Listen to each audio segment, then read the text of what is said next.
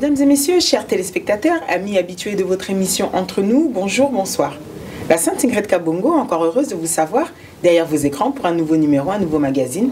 Dans ce mois de la femme, je vous avais prévenu que ce sera une série spéciale pour des femmes différentes, culturellement, des univers, dans les métiers, dans plein de choses. Elles vont se différencier, mais elles vont aussi passer dans votre émission. Et aujourd'hui, j'ai choisi une femme qui est engagée, une femme qui est militante, une femme qui a un métier, qui aime ce qu'elle fait, mais aussi qui aime la politique. Sans plus tarder, pour ne pas faire trop de surprises, nous allons directement accueillir notre invitée qui est tout autre que Madame Annie Katambwe Mishimba Makinou. Bonjour. Bonjour Ingrid. Comment allez-vous? Ça va et vous? Ça va très bien, merci. Alors, en ce mois de la femme, on l'a élargi. C'est plus le 8 mars, c'est tout le mois entier qui nous est consacré. Donc, bonne fête à vous. Merci beaucoup, bonne fête pareillement. Merci. Alors à toutes les personnes qui vous regardent à travers notre chaîne de télévision Congo Web TV, à travers allthebest.com Africa bien sûr pour toute l'Afrique, et encore à toutes les personnes qui vont regarder à travers ma chaîne YouTube, est-ce que vous aurez un mot peut-être à leur dire, une salutation spéciale? Alors je salue tous ceux qui nous regardent ce soir, je leur lance pour les dames une heureuse fête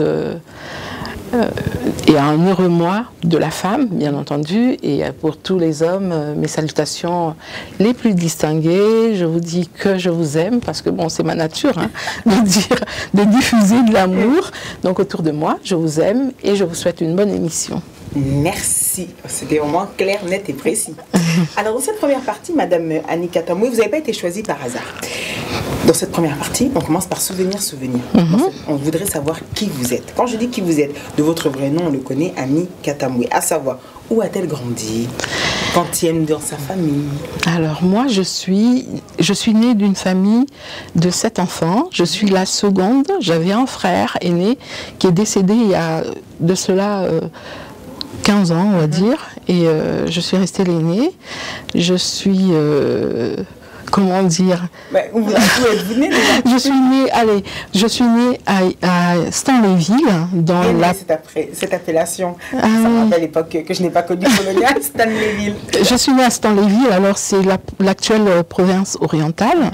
Je suis née en 12 mars. Bientôt mon anniversaire. Et donc, je suis née d'un père qui est du Maniema, qui est prince du Maniema, et d'une maman qui est du Kasaï, qui est de Katakokombe. D'accord. Alors, votre cursus scolaire? Alors moi, j'ai commencé mes études en RDC, au Congo, et j'ai un peu voyagé partout avec mon père qui était un diplomate. Donc j'ai fait mes études au Congo, j'en ai fait en Belgique, j'en ai fait en France, j'en ai fait au Liban, j'en ai fait en Argentine. J'ai un peu d'accord, mais c'était voyagé. Dans quelle voie alors? Dans quelle voie? Peut-être dites-moi en première CO, vous étiez je veux dire, dirigé vers quoi? C'était quoi? Je veux dire, j'ai fait ma maternelle, c'était au Congo. De ma maternelle à ma 4e année primaire, j'étais au Congo. Ensuite, j'ai voyagé pour le Liban, parce que mon père était dans un pays, par exemple, où on ne parlait pas français. Il était diplomate dans un pays où on ne parlait pas français. Et donc, l'école la plus proche, le secteur le plus proche où on pouvait apprendre en français sans passer par les cours par correspondance à cet âge-là, c'était au Liban. Donc là, j'ai été à l'école où j'étais en pensionnat chez les sœurs maronites à Beyrouth. Très joli pays du temps où j'étais. Oui. Voilà. Et ensuite, on est reparti au Congo. À chaque fois, c'est la vie des diplomates en fait. 4 ans dans un pays, retour au pays, une autre mission, et comme ça. Mon diplôme d'État, je l'ai eu j'ai commencé mon cycle d'orientation et mes humanités au Congo. Je suis en scientifique, j'ai fait biochimie, et je suis venue... je suis allée en Argentine, j'ai complété, j'ai commencé mes études d'infirmière en même temps, mes études de laborantine, donc technicienne en laboratoire d'analyse médicale. Là-bas, je suis revenue en France. Et en France, n'ayant pas d'équivalence entre mon diplôme d'infirmière et celui là-bas, parce qu'il n'y a pas de convention entre ces pays-là, donc j'ai été obligée de refaire un autre diplôme d'infirmière ici en France. Donc je l'ai eu avec succès. Donc voilà. Et là, maintenant, enfin, je suis à la fin de ma carrière d'infirmière. Je travaille toujours, je suis infirmière, j'ai travaillé dans les hôpitaux, dans les cliniques, dans divers secteurs extra et intra-hospitaliers. Et actuellement, j'ai un cabinet d'infirmière dans le nord de la France où je suis infirmière libérale. Mais à cause des situations du pays et de mon engagement politique, j'ai un petit peu mis mon cabinet en veille. Il n'est pas fermé, mais je l'ai mis en veille pour pouvoir m'occuper un peu du DNT, dont on parlera tout à l'heure. Et donc, en même temps, vu que j'arrive à ma retraite dans 2 petites années, j'ai repris mes études, j'ai repris des études de droit. Donc je suis en train de préparer une licence en droit, bientôt finie. Est-ce que vous pouvez écouter ce parcours? C'est-à-dire que j'ai couru avec elle, elle a pris tellement de vitesse, je me suis dit, au final, une femme qui arrive à 59 ans et qui prépare sa licence de droit alors qu'elle est diplômée doublement, c'est-à-dire en Argentine et a dû recommencer, il faut en avoir du courage. Madame Annie, oui. Quel comportement avez-vous à l'école quand vous étiez petite? Peut-être je vais vous prendre à l'âge de 14 ans. Est-ce que vous étiez studieuse? Est-ce que vous étiez bavarde? Comment les professeurs vous voyaient à cette époque? Moi, j'ai toujours été bavarde. Vous allez voir, je suis une véritable pipelette, mais bavarde pas dans le sens pour agacer. Je raconte des choses, j'aime bien rire. Et donc oui, j'étais bavarde et j'étais souvent mis comme surveillante, comme on dit au Congo. Donc, pour me fermer la bouche, il fallait qu'on me donne la responsabilité. Comme ça, moi, vous allez moins parler les autres. Voilà, exactement. Mais sinon, j'étais très, très studieuse. Moi, je pleurais quand j'avais une petite note. Oh, okay. Oui, parce que chez nous, notre père nous a habitués à briller. Donc après, j'ai eu une expérience où j'ai un peu cafouillé une année et mon père m'a fait redoubler de classe et mon jeune frère m'a rattrapé. Donc on était pareil assis l'un à côté de l'autre dans la même classe et puis finalement après on nous a changé. Mais on était toujours soit l'un premier, soit l'un deuxième et c'était une course comme ça. C'était vraiment agaçant parce que je n'aime ni lui ni moi. Personne n'aimait être derrière l'autre. Est-ce que vous saviez déjà quand vous étiez donc à 15, 16, 17 ans, vous aviez déjà l'envie de devenir, être dans le milieu médical? Oui, quand j'étais très jeune, quand j'étais enfant d'ailleurs, quand on me demandait qu'est-ce que tu vas devenir, je disais toujours je vais être médecin. Et j'ai voulu être médecin, sauf que je pense que ça ne m'a pas plu. Je n'étais pas très proche des patients, je ne voyais pas. Moi, c'était les malades. Soigner les gens et non être dans la fac et pas un cursus avec plein de comment dire de théorie. Je voulais plutôt de la pratique et j'ai aimé l'histoire de Virginia Anderson et donc du coup ça m'a vraiment rappelez-nous l'histoire. Et Virginia Anderson, c'était tout simplement une infirmière, une des premières aux États-Unis. Voilà, et donc son histoire était plaisante, comment elle soignait les gens, juste ça. Bon, chacun a toujours une idole dans la vie. Mais chers téléspectateurs, pour cette première partie, je vous rappelle qu'au 31 mars, vous avez la soirée Glam Awards, c'est-à-dire Monsieur Paris Borel va faire plaisir à toutes ces femmes africaines en vous demandant de venir en tenue de pagne et surtout de venir exprimer votre joie à cette soirée qui aura lieu bien évidemment à la salle Seven Spirit. C'est le 31 mars. Alors pas d'extrait, mais regardez juste l'affiche et on se retrouve tout de suite.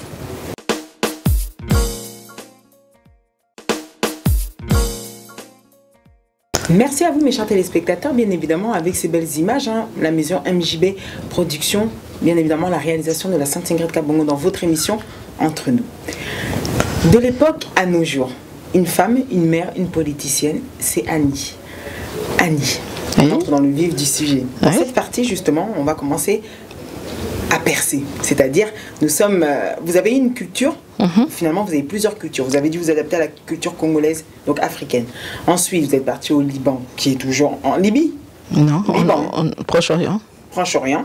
Ensuite, vous êtes parti en Argentine, Amérique du Sud.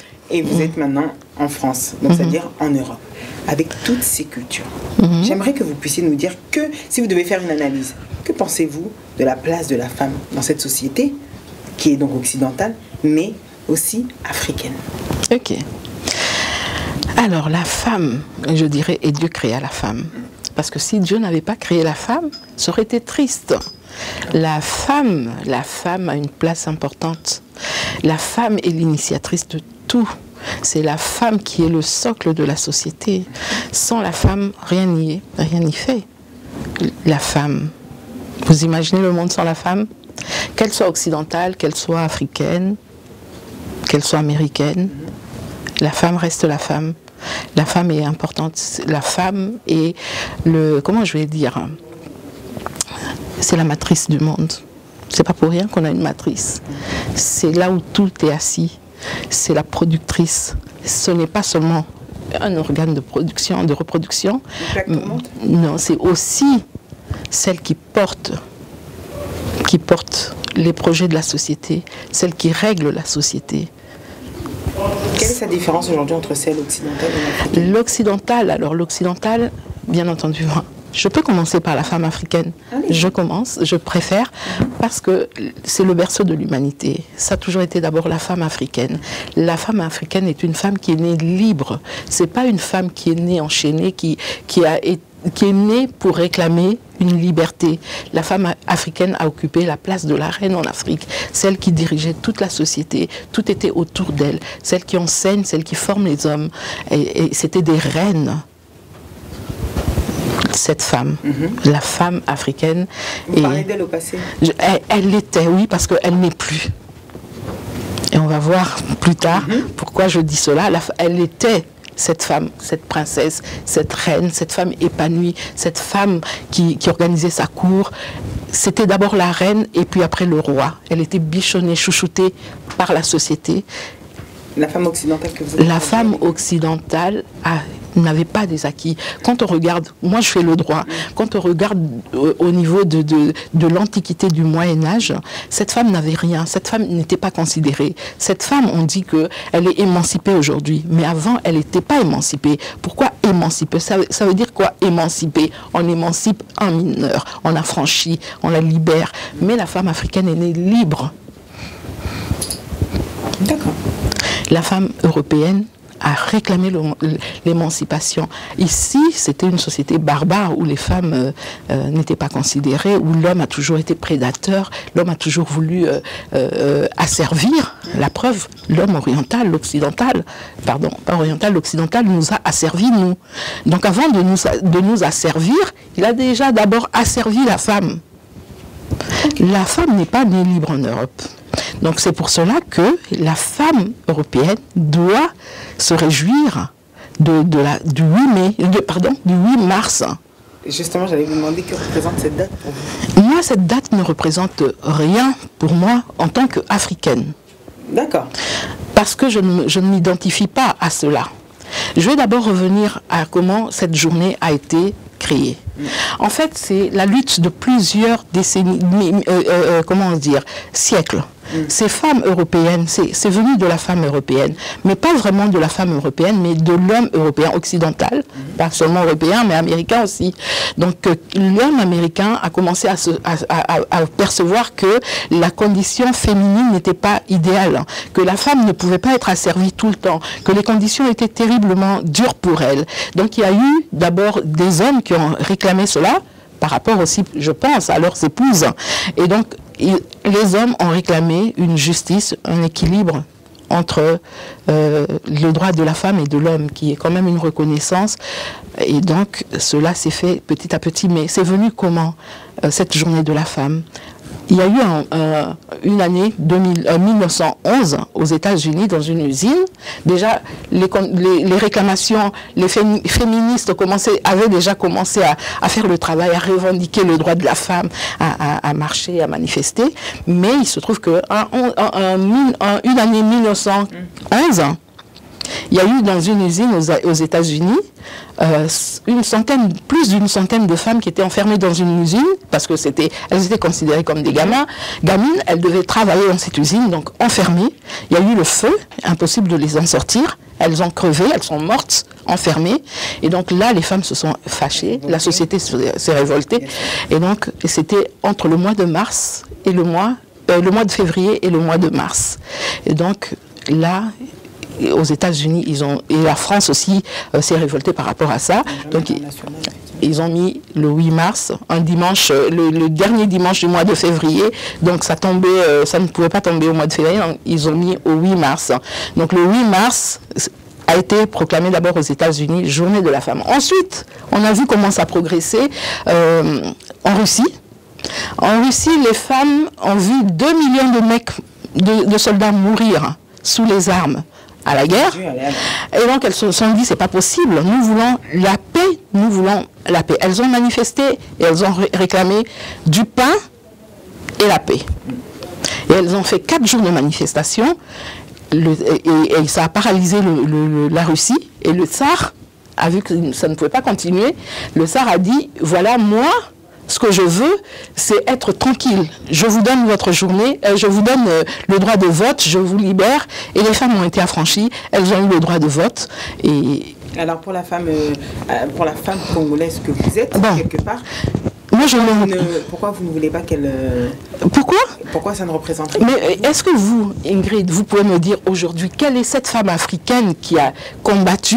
Parce qu'ici, je peux vous dire, il y a eu Simone de Beauvoir, il y a eu Elisabeth Badinter, il y a eu beaucoup de femmes qui ont été féministes, qui sont sorties, qui ont réclamé le droit. D'abord, au début... Pour le moment, vous dites, ce sont des noms pour des femmes qui se sont distinguées, mais chez nous... Et chez nous, il n'y en a pas eu.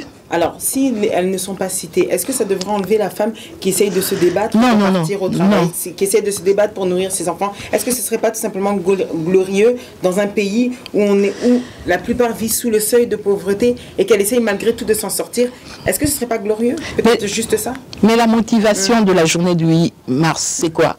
C'est la commémoration des événements que je viens de citer là. Nous, on commémore quoi?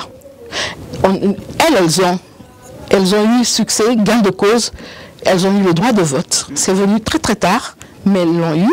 L'amélioration des conditions de travail et l'arrêt de la discrimination de la gente féminine. Et nous, on revendique quoi? On commémore quoi, ma chère? On commémore quoi? Il faudrait qu'on me dise qu'on est en train de fêter, parce qu'on commémore quoi? Le 8 mai pour nous, africaines, et en particulier pour les Congolaises. Elles commémorent quoi? Elles commémorent rien. C'est pour ça que je dis qu'il serait temps de commencer pour qu'on puisse, nous aussi, prendre notre date, un 8 mars, la coller aussi à côté de 8 mars de nos consoeurs occidentales. Ok. Alors, c'est lancé. Vous êtes vice-présidente de la CCD. Oui. Chargée de la mobilisation et de l'idéologie. Comment l'êtes-vous devenue? Alors moi, je suis tombée, comme je dis, tombée dans la politique très jeune. Je pense, du sortir du ventre de ma mère, je suis tombée comme Astérix dans la potion magique. C'est-à-dire, je n'ai pas choisi de devenir politicienne. La politique m'a tendu la main. Comme on sort un enfant du ventre de la maman. Moi, j'ai grandi dans une famille très politisée, très politique, de mon père diplomate, mon grand-père qui était ministre de l'Agriculture sous la Deuxième République avec Mobutu, mon grand-père, moi je suis la petite nièce de Patrice Emery Lumumba et de maman Pauline Opango, et que j'honore aujourd'hui. Je prends une minute. Et j'ai grandi avec ma grand-mère, enfin j'ai grandi avec mes parents, mais en même temps j'étais imprégnée de tout ça. J'ai joué dans ses jouets, dans ses chemises, j'ai lu son courrier, j'étais dans ses malles. Quand il fallait jouer à la dinette, je m'habillais dans ses pantalons, je marchais, je mettais ses chaussures, mes frères aussi. Donc c'est comme, je ne sais pas, quelqu'un dans la Bible avec le manteau d'Élisée. Alors, vous allez me ramener... Élisée qui a été touché par le manteau d'Élie et qui a eu l'onction d'Élie. Et moi, je suis comme ça. Je pense que le fait que j'ai joué dans la maison, et donc c'est l'esprit de la politique et de la révolution, du patriotisme et du nationalisme. Vous êtes dans la CCT? Dans la CCT, alors moi, j'étais déjà comme ça, révoltée. Déjà militante. Je militais individuellement, mais je militais par mes écrits, je militais par mes vidéos, par la conscientisation, par tout ce que je pouvais dire aux gens, comment manifester, pourquoi réclamer tel droit, pourquoi nous ne devons pas nous laisser abattre, pourquoi il faut continuer à réclamer que le Congo se relève. Et je militais à partir de 2011, la date des élections truquées, trichées et tout ça, ça m'a tellement touchée, ça m'a fait mal de voir que en en 2006, il y a eu déjà de la tricherie. En 2011, rebelote. Donc je me suis dit, non, si on ne fait rien, ça risque d'être bis repetita. Et donc j'ai commencé à manifester et on a créé un mouvement à Lille avec Maman Botefa, mon mari et d'autres Congolais de Lille qui s'appelait le CCNF, Communauté Congolaise de Nord-France. Et là, je militais, je faisais déjà de la propagande et de la mobilisation. Et voilà, je prêtais même mon cabinet pour que les gens se rassemblent et tout ça. Donc c'est à partir de là qu'est né déjà ça. Et puis après, quand Maman Botefa rencontrait M. Kaluira et qu'elle était dans la CCT, elle a parlé de moi à M. Kaluira et qui me voyait déjà dans mes manifestations, dans mon militantisme. Et il était intéressé par ce que je faisais et je lui plaisais, la façon dont je suis. D'accord, votre parler, votre... Oui, voilà. Et donc il a dit à Maman Botefa, est-ce qu'on peut pas avoir cette maman avec nous? Non, c'est comme ça que vous êtes rencontrés, Mala. Et moi, Maman Botefa m'a intéressée. Donc j'ai mis quand même 2 ans à réfléchir, à essayer de comprendre. Et parce qu'en politique, voilà, en politique, on ne peut pas mettre son pied comme ça, à yeux fermés. Donc voilà. Après, j'ai accepté parce que je trouve que j'ai entendu un peu ici et là les gens. J'ai vu des partis, j'ai vu. J'en ai entendu et vu des vertes et des pas mûres. Et celui que j'ai trouvé potable, c'est la CCT. Donc je l'ai choisi et j'ai accepté de faire partie de... En quoi consiste alors votre fonction? Alors moi, comme ça se dit, là la mobilisation, l'idéologie, c'est que je fais la propagande de la vision du DNT. J'explique aux gens qu'est-ce le DNT, qu'est-ce la CCT, notre vision. Et je mobilise les gens autour de cette vision, mais non seulement ça, je conscientise les gens par rapport aux valeurs de la nation, au patriotisme. Voilà. Et je suis aussi trésorière Les activités marquantes, si on devrait en retenir sous Madame Annie. Alors nous, on a eu un grand événement, c'était l'investiture du DNT, parce que le DNT est un organe gouvernemental exécutif de la CCT. Et donc depuis 2017, on a investi, je pense au mois de mai, le 28 mai 2017, on a investi le DNT, qui est un organe, comme j'ai dit, exécutif. Et à partir de là, on a prôné la transition sans Kabila, parce qu'avant c'était la coalition des Congolais pour la transition, et là c'est le directoire national pour la transition sans Kabila. Donc à partir du moment où on a fait l'investiture de ce DNT, et ça a été médiatisé tant international, au niveau international qu'au niveau national, et ce qui a fait que beaucoup de gens se sont accaparés de cette vision, on va dire, de ce concept, et tout le monde l'a accepté. Maintenant, tout le monde parle du DNT, enfin de la transition sans Kabila, et nous sommes contents de voir que c'est une idée qui fait son chemin, qui marque. Voilà. Et aussi, on a lancé la désobéissance civile permanente avec l'article 64. Donc on a appelé le peuple à se révolter continuellement, constamment, jusqu'à ce qu'on déboute ce gouvernement qui est une épine au pied des Congolais. D'accord. Bercé dans le monde politique depuis votre enfance, pourriez-vous évoquer les différences entre le Congo de Lumumba, dont vous êtes sa petite nièce, celui de Mobutu, et celui du XXIe siècle, à travers Joseph Kabila? Donc moi je dirais que avec la mort de Lumumba, je ne peux pas comparer l'époque de Lumumba avec l'époque de Mobutu et de Kabila, pour la simple raison que j'étais très jeune, j'étais enfant quand il est mort, mais je sais par les écrits et je sais par ce que j'ai vu que la renaissance de la RDC, du Congo du moins, a été capotée par la mort de Lumumba, qui avait des projets merveilleux, qui était un nationaliste, qui voulait voir le... Pas ça parce que c'est votre... Non, non, pas du tout, pas du tout. Non, non, non. D'ailleurs, je ne peux pas dire que je suis la seule Lumumba nous appartient à tous, c'est un héros national, c'est un patrimoine. Comment même ses enfants ne le réclament pas comme personnel, hein. Ils disent qu'il fait partie, c'est le héros, il est pour tout le monde. Ouais. Non, d'accord.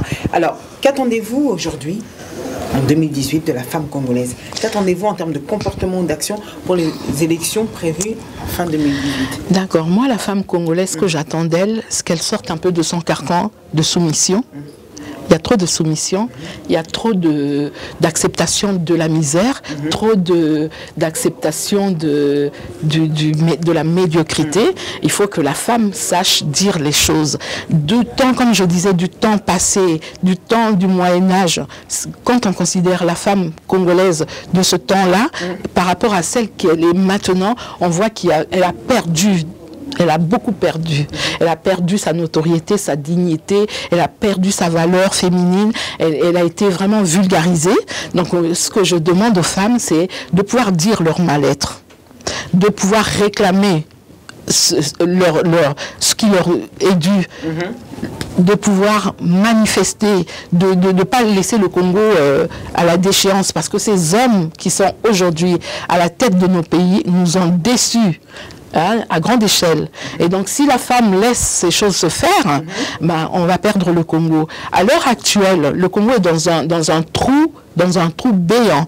Donc, cette femme a besoin de dire stop et de sortir manifester. Quand je vois les manifestations au Congo, je vois la jeunesse en premier. Je vois quelques hommes, mais je ne vois pas les femmes. Les femmes sont à compter. Alors que c'est elles qui souffrent, c'est elles qui sont violées tous les jours, c'est elles qui sont violées toutes les secondes. Une femme, c'est elles enfin, je ne sais même pas comment le dire en fait. C'est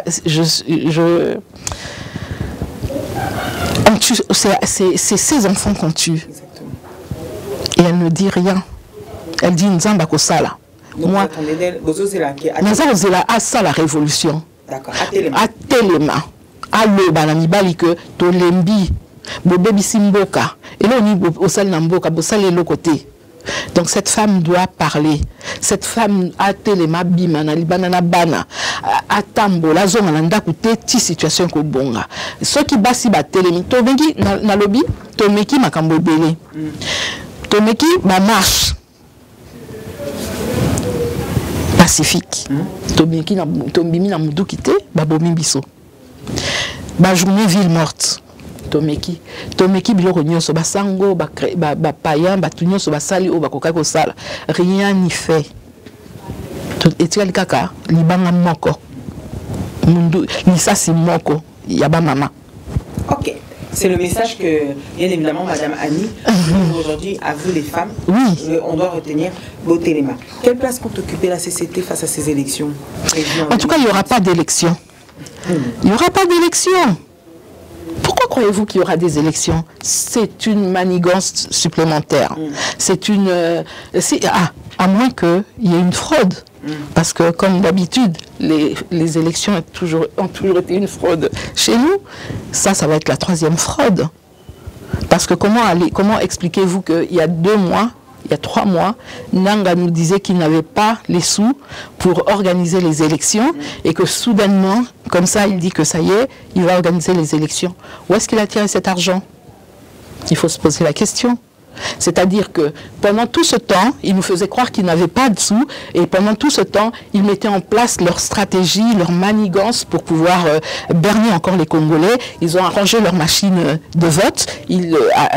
Télécommandable à distance, hein, ils ont fait une démonstration, mais une bête démonstration. Nous ne sommes pas nés de la dernière pluie, nous ne pouvons plus croire à ces gens. On leur a donné 1 an supplémentaire de 2016 à 2017. Ils ont marché là-dessus, ils ont saisi l'opportunité, l'occasion. Le chef est resté chef, mais le peuple est resté misérable, est resté opprimé, il n'a rien fait. 1 an supplémentaire qu'on va lui donner ici jusqu'en 2018 au 23 décembre, qu'est-ce qu'il va en faire? Et on se pose la question de savoir avec qui on va aux élections. Pour qui on va aux élections? À qui ça profite ces élections? Et c'est toujours pour aller avec Kabila aux élections? Qu'est-ce qu'il va faire du Congo si on lui accorde une autre occasion de devenir président? Il nous a tués, il nous a massacrés, il nous a misérabilisés, il nous a chosifiés. Donc on n'ira pas aux élections, c'est une manigance. Et moi je dis, j'appelle les Congolais à ne pas choisir la voie des élections parce qu'on ne peut pas aller aux élections dans un État, dans un pays chaotique. On ne peut pas. Alors justement, la CCT DNT a mis en place, j'ai bien aimé la prise de documents, on sent que les choses sont sérieuses. A mis en place 10 mesures sociales. Je me suis posé la question qui est venue directement, c'est me dire, mais comment comptez-vous mettre en place, ou plutôt faire accepter une transition de 3 ans sans Kabila avec ces 10 mesures sociales? Je m'explique, d'où vont provenir ces fonds? Donc je vais déjà vous dire que, comment dire, que nous, du DNT, on a vu venir l'arnaque. On a vu venir l'arnaque depuis 2006, 2011, et ça nous a laissé un goût amer.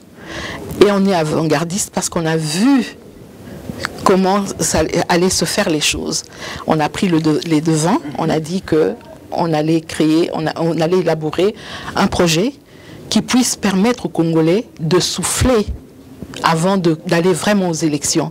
Parce que comme je disais tout à l'heure, on ne peut pas aller aux élections comme ça, hein, bramballant, juste parce qu'il faut aller aux élections. Avec qui, dans un pays comment, sans carte d'identité, sans rien, on va aller aux élections. Dans les 10 mesures sociales, j'entends donc la gratuité. Oui, mais je vais vous expliquer. Et donc, par rapport à ça, on a dit qu'on allait, enfin, on a mis des mesures en place, on a élaboré des mesures phares, et avec 10 points.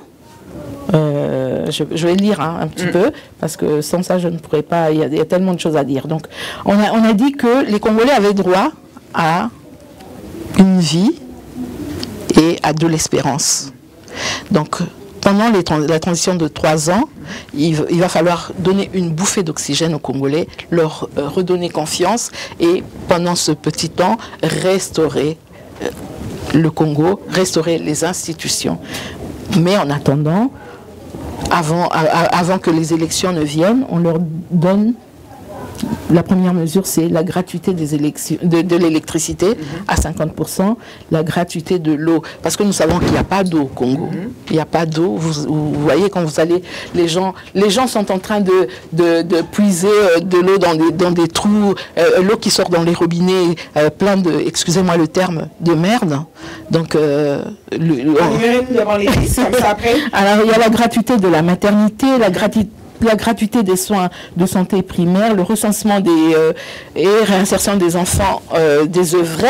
Comme ça, au moins, on en finit avec les phénomènes des enfants chéliers et des enfants sorciers. Le logement de fonction pour les fonctionnaires, policiers, militaires. Et là aussi, c'est un droit parce que nous voyons que les militaires et les policiers sont logés dans une même chambre, dans une même maison, quatre couples avec des enfants. C'est déjà médiocre. En 7e, le départ à la retraite est avancé à l'âge de 55 ans, la revalorisation de la retraite à $300 et puis la prise en compte des arriérés, donc on va payer ce qui n'était pas payé avant. On ramène donc le salaire minimum, donc le SMIC à $500 par mois et la gratuité des soins de pédiatrie. Voilà. Ma question est la suivante, une seule. Oui. D'où vont provenir les fonds? Alors, nous, on a des gens, on a des spécialistes, des gens qui investiguent sur le terrain, des économes, parce que vous n'êtes pas sans savoir que le DNT et la CCT comptent 2000 personnes, 2000 fonctionnaires qui sont déjà sur place au Congo, et parmi eux, des ingénieurs, des économes et des cadres qui ont investigué, qui savent où se trouve l'argent. Par exemple, tout ce qui a été dérobé, tout ce qui a été volé et emmené dans les paradis fiscaux, hein, nous allons reprendre tout cela. Tout l'argent qui vont dans les comptes des sociétés fictives de la famille de qui vous savez, pour ne pas les citer. On va aller récupérer tout ça. Et voilà. Donc, cela suffira pour vous, donc, pour réaliser ces... On ne peut pas tout dévoiler. On ne peut pas tout dévoiler. On ne peut pas tout dévoiler, si vous voulez. Moi, je peux aller plus loin. Hein. Je peux aller vous expliquer comment. Non. Le souci était réellement que les gens puissent comprendre, puissent juste savoir où vont provenir les fonds. Ah bah oui, c'est ça que je vous dis. La direction d'études et d'investigation économique de la CCT, basée à Kinshasa, nous a donné toutes les données sur les invasions fiscales, comme je viens de le dire, du Congo. Donc le Congo compte 80 millions d'habitants et 4 milliards seulement de budget annuel pour les 80 millions, alors que nous savons que le budget du Congo, les finances du Congo, il y a au moins une fuite de 25 milliards de dollars chaque année qui sont planqués dans les paradis fiscaux. Et au niveau de la Banque du Congo, de la banque BNC, Banque nationale du Congo, il y a une perte de 20 milliards de dollars qui vont dans le compte de la famille de M. Kabila. Et ne fût-ce que, si on prend juste l'hôtel de ville avec M. Kimbuta, on sait que l'hôtel de ville ramène 50 000 dollars journaliers. Il n'y a que 10% qui vont dans les caisses. Les 40 autres % sont distribués entre Kimbuta et ses sbires. Donc nous savons où aller chercher l'argent. Nous savons où trouver l'argent. Quand Kabila est arrivé, quand ils sont arrivés au pouvoir, on disait qu'il n'y avait rien, il n'y a pas d'argent. Comment ils ont fait pour s'enrichir? Il y a de l'argent au Congo.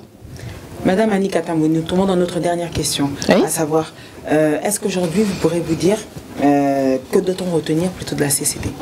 La CCT... S'il y a un dernier mot qu'on doit retenir, non, pas de la CCT, de la vice-présidente.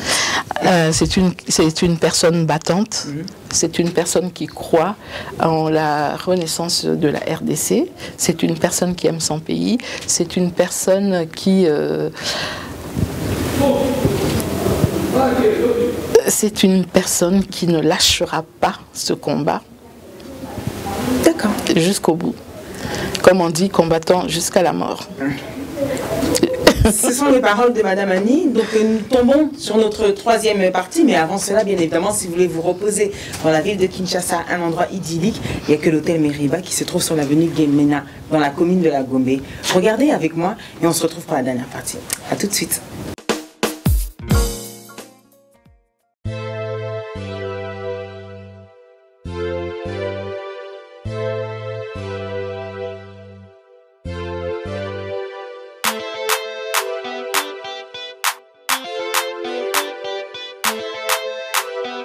Meriba Hotel, un cadre idéal pour toute catégorie de personnes.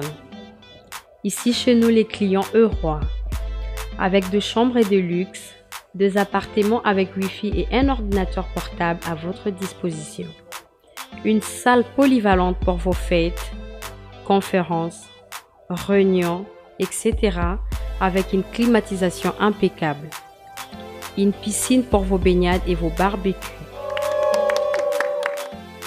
Un service traiteur haut de gamme est à votre disposition pour toutes vos manifestations. Savourez le plat de notre restaurant. Chez Meriba Hotel, avec un service taxi, votre transport est assuré. Kinshasa Gombe, quartier Sosimat, avenue Gemena numéro 3. Cordial bienvenue.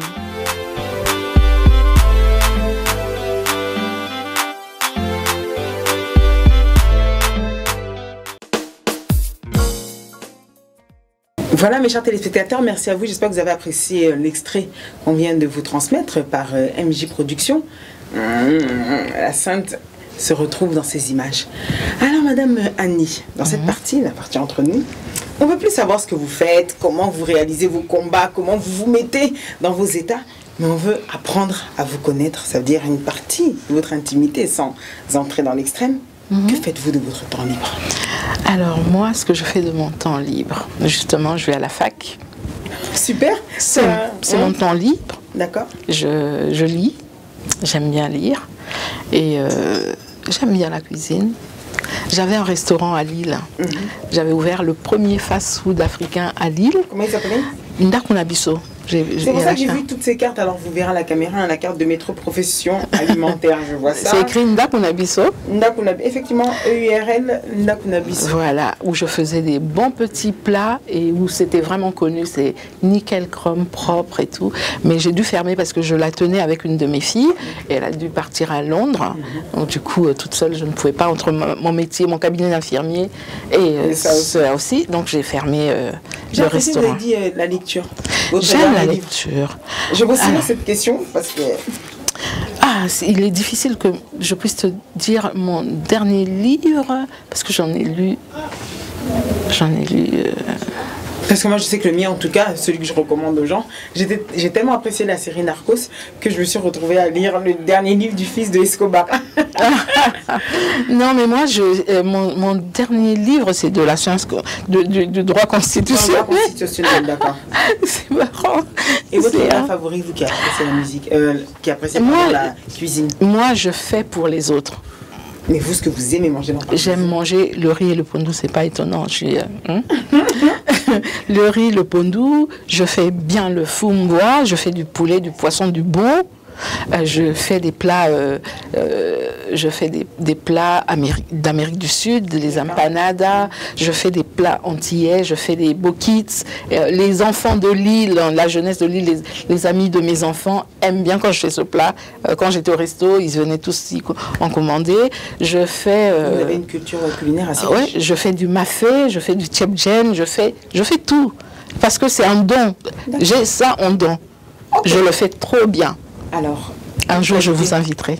Ce sera avec plaisir. Parce que je vais réouvrir ce resto. Avec la retraite qui approche, vous aurez tout le temps. Vous l'avez dit, j'aime courir, j'aime marcher. Ça n'a pas l'air, mais je marche beaucoup. Une qualité avec laquelle vous reconnaîtrez? C'est devenu un défaut parce que je suis très généreuse. Pourquoi un défaut? Parce que ça m'a ruinée. Un défaut? Du coup, parce que oui, c'est un défaut parce que je ne sais rien garder pour moi. Je donne tout. Je ne sais pas garder, ma fortune. Je dois distribuer. Je ne suis pas égoïste en fait. Ma mère me disait, tu dois te retrouver nue un jour. Effectivement, j'ai tellement aidé les gens que je me suis appauvrie. Et là, ça devient un péché. Voilà. Genre de musique que vous écoutez? Ah là là, moi la musique. Si j'entre dans votre voiture, qu'est-ce que je vais? C'est quoi le dernier son? Avant, il n'y a pas longtemps, c'était la musique chrétienne, mais j'étais déçue par toutes ces musiques chrétiennes quand je découvre l'envers du décor de ces gens. Justement, dans cette question, doit-on dissocier la musique chrétienne avec les artistes ou tout simplement écouter le message? Non. Je préfère chanter que de les écouter. Donc je prends leur répertoire. Je chante, j'aime chanter. J'ai été chantre dans une chorale. Mes filles chantent aussi, chantent, elles ont de belles voix. Moi, de temps en temps. La rumba congolaise, non? J'aime la rumba, j'aime la musique congolaise non vulgaire. Je ne suis pas anti-musique comme... Oui, on dit que la musique a amené, la musique actuelle congolaise a amené la dépravation des mœurs, mais il reste quand même une certaine... sans la chanter, mais le dire. Que j'aime. Il faut aller chercher loin. Les chansons de Bakolo Miziki, de Wendo, Papa Noël, j'aimais bien. Ces chansons qui nous disent, qui véhiculent un message. Voilà. Comment je vais dire, je vais chanter un chant. Attends.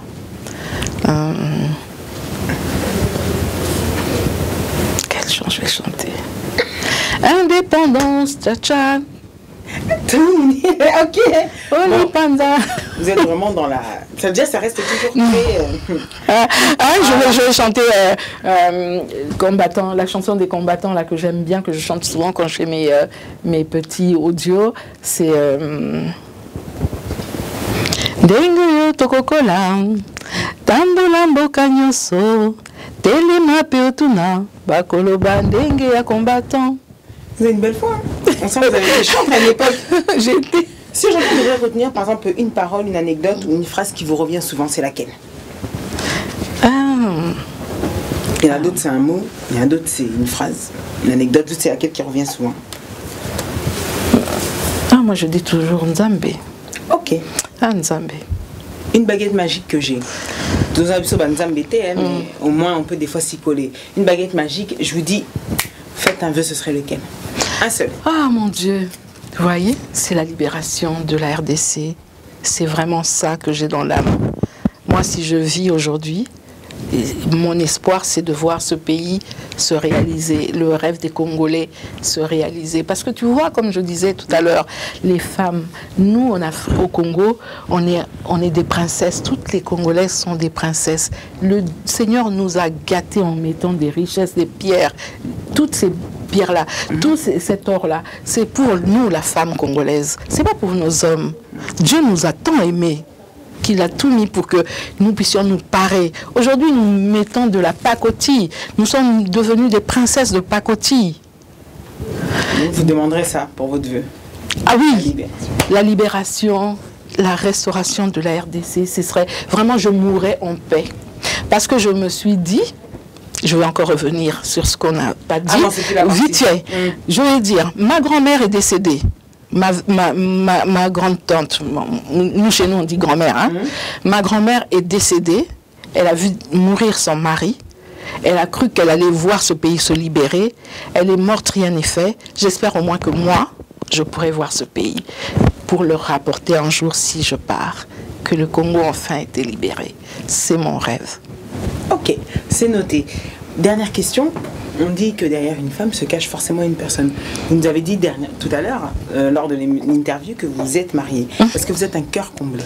Oui, bon, je suis comblée. Je dis, comme on dit, je ne vais pas donner des illusions ni mentir.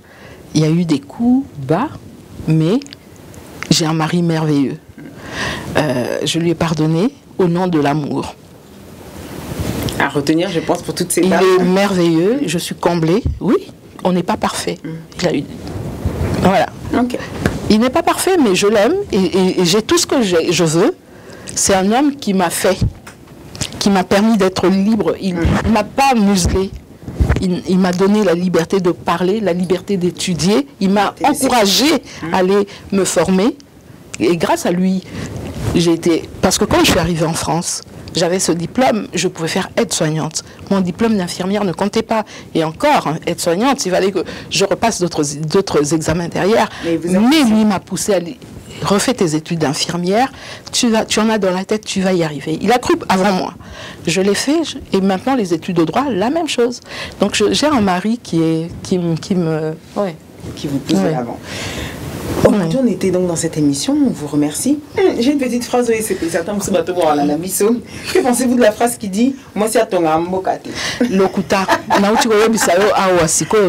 ce qui moi, c'est azate, je dis, et Dieu créa la femme. Ce qui moi, c'est azate, mon qui les coton amaté.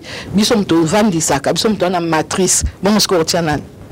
On tient à vous remercier donc d'avoir participé à cette émission, qui est la série spéciale pour le mois de mars, c'est-à-dire toutes les femmes de distinction dans tous les univers différents. Vous les retrouverez dans votre émission Entre nous. En tout cas, merci beaucoup. J'ai été chaleureusement accueillie. J'ai pas été je n'ai pas stressé parce que j'étais en confiance directe. Dès que j'ai vu Ingrid, elle m'a mis en confiance, donc voilà. Venez tous, ceux qui ont à dire sur la femme, venez, ne vous privez pas. La femme congolaise, telema mama. Toza rosé, la libanga na yondoza na libanga ya suka, na liloba ya suka. Yomto bandaki kobota. Bana o lelo baza ko commander biso mibali o lelo baza ko sala balwa na mokili na Congo. Donc yo ko kikolobela bango pe ba yo ka telema bibala ntsela mboka na biso baby mokili baby toza na besoin ba mama ba telema ba mama de partout na kati ya Congo mobimba to telema poto bunda soki to bundite to baby.